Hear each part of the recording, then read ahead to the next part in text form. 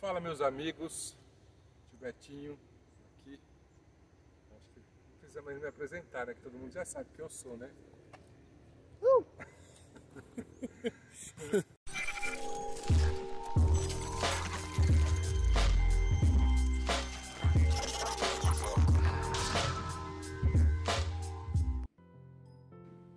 Em Lucas 8, a partir do verso 41, diz assim: Então, um homem chamado Jairo, um dos líderes da sinagoga local, veio e prostrou-se aos pés de Jesus, suplicando que lhe fosse à sua casa. Sua única filha, de cerca de 12 anos, estava à beira da morte.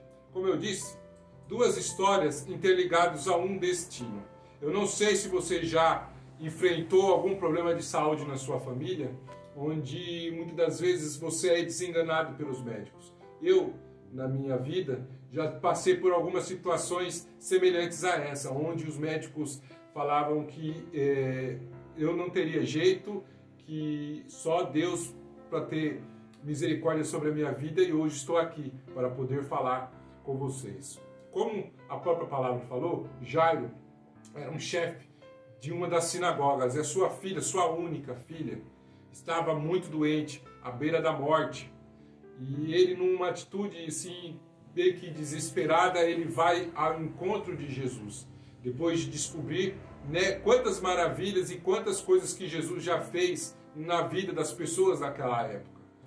Então ele vai e fala para Jesus: meu mestre, a minha filha está doente, né, muito doente, vem em minha casa. E a palavra conta que Jesus imediatamente ele pegou e foi caminhando.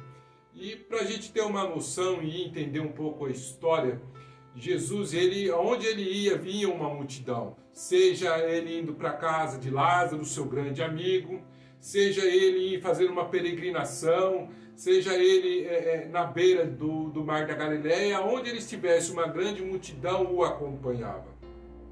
E a palavra nos conta que nessa peregrinação até a casa de Jairo, uma mulher que já havia alguns anos que havia tido uma grande doença e já estava sendo desenganada pelos médicos, ela já tinha gastado tudo o que ela tinha, todas as suas economias, e a palavra nos conta que ela já estava sem esperança. E eu queria fazer uma pergunta para vocês nesta hora. Alguma vez vocês já perderam a esperança?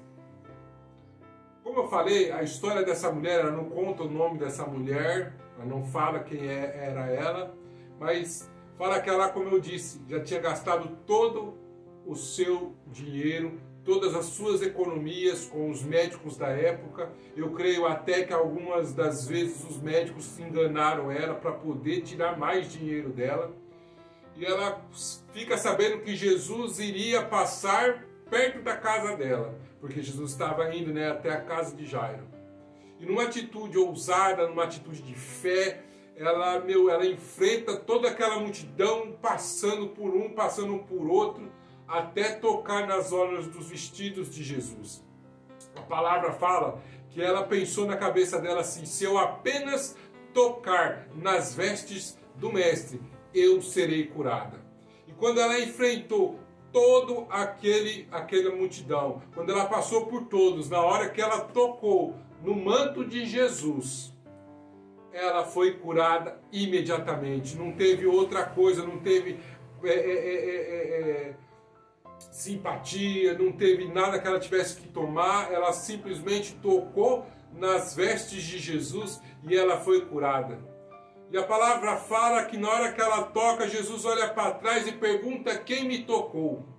E Pedro, sempre ele, eu acho que é um dos caras mais emblemáticos desse Novo Testamento, junto com Paulo e Jesus Cristo, ele fala: mas Jesus, estamos numa grande multidão, todo mundo se apertando, e você pergunta quem me tocou? E a resposta de Jesus foi essa: alguém me tocou, porque de mim saiu virtude.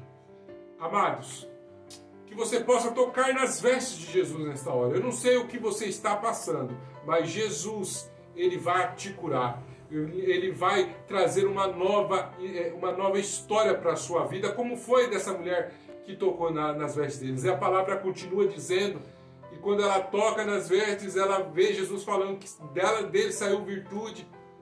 Ela se entra em compaixão e fala: Jesus, fui eu que te toquei, eu estou há tantos anos passando por uma dificuldade de saúde, e eu toquei nas suas vestes para eu ser curada.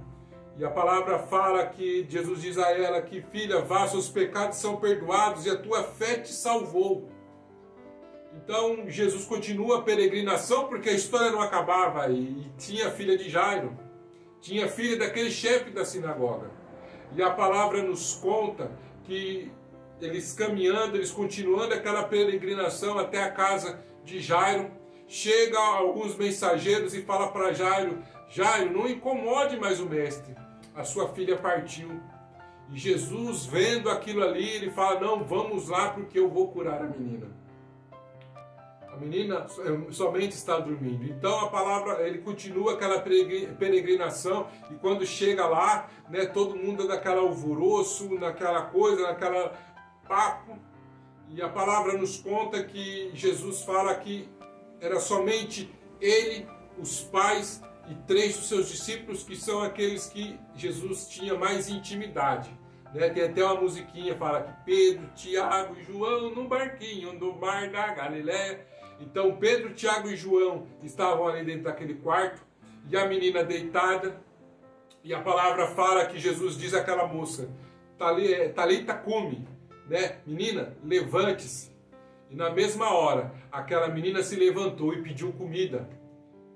E, os pais se alegraram, e, a casa teve uma nova história, né? A partir do momento que aquela menina veio novamente à vida. A vida de Jairo foi totalmente outra. A vida dessa menina foi totalmente outra. E a salvação entrou naquela casa. Amados, você percebeu que nessas duas histórias haviam cura? Precisavam de cura. Os médicos já tinham desenganado tanto a mulher, e a menina já tinha morrido. Então eram casos impossíveis. E Deus fez o milagre, Deus operou o milagre, e Ele pode operar o milagre na sua vida também. Eu não sei quais são as dificuldades que vocês estão passando, quais são as enfermidades que têm te assolado, quais são as dificuldades que você tem tido dentro do seu lar. Mas eu te afirmo, Jesus, ele quer fazer uma nova história. Jesus quer juntar a sua história a muitas outras histórias que ele já transformou. Amém? Basta você ter fé, basta você ter uma fé ousada, basta você dar um passo de fé.